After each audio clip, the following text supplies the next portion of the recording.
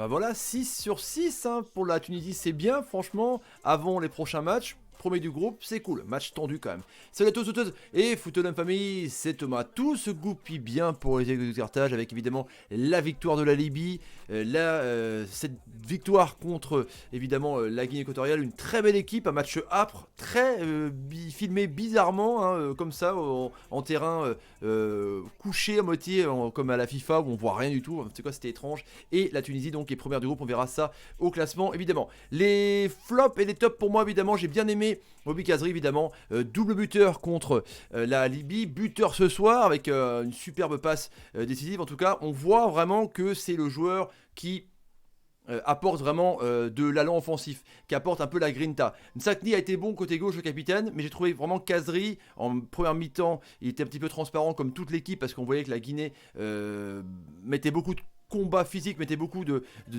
milieu, au milieu de terrain. Ça, c'était vraiment la bagarre de ouf avec les Sassi, avec les Ben Mohamed qui avaient du mal à amener le ballon devant en tout cas. Mais Kazri après petit à petit, dès que Badri est rentré, j'ai trouvé franchement qu'il a fait un bon match. La sortie de Raoui a été un petit peu salvatrice parce que Badri sur son côté franchement a été très très bon. J'ai trouvé concerné, plus dynamiteur.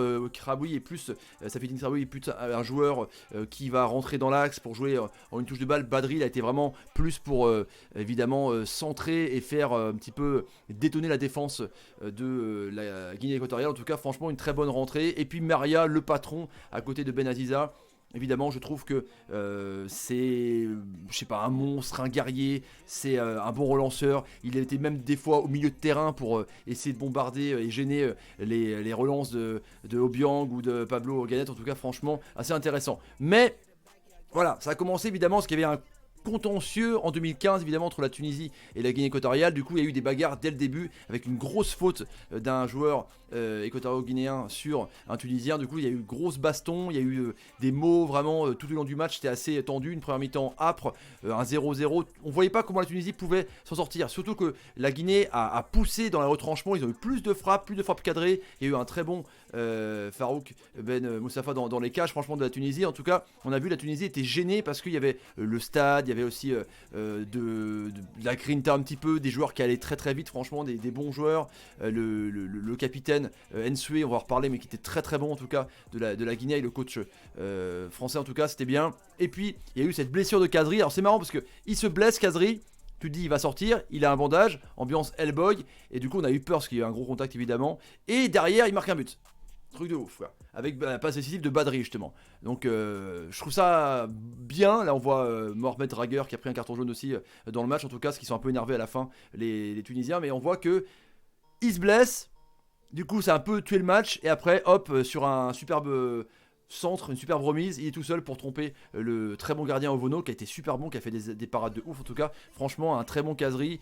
Je pense que c'est l'homme providentiel, double buteur à la Coupe du Monde, c'était historique, il marque des buts, là franchement il doit être en gros à une quinzaine de buts, l'ami Kazri, je pense qu'il est à 19 buts, qu'il était à 18 buts avant la rencontre, donc il arrive à 20 buts, franchement c'est assez énorme, donc c'est lui qui doit emmener l'attaque de la Tunisie, en tout cas franchement un très bon joueur. Et puis donc le classement de la Tunisie les amis, donc gros coup mine de rien, parce que la Tanzanie il menait contre la Libye 1-0, égalisation, puis 2-1. Donc la Libye revient dans la course à la deuxième place évidemment. La Guinée n'a 0 points. Donc Tunisie, on va dire, s'envole pas, mais fait le break. Derrière, en tout cas, il y aura un Tunisie-Tanzanie qui sera chaud bouillant en Tunisie. En tout cas, les Tunisiens ont été bons. Les Tunisiens se sont fait bouger. Ils n'ont pas eu forcément la possession de balle avec une très très belle équipe guinéenne, les amis. Et puis, ils ont joué en contre. Un très bon Badri.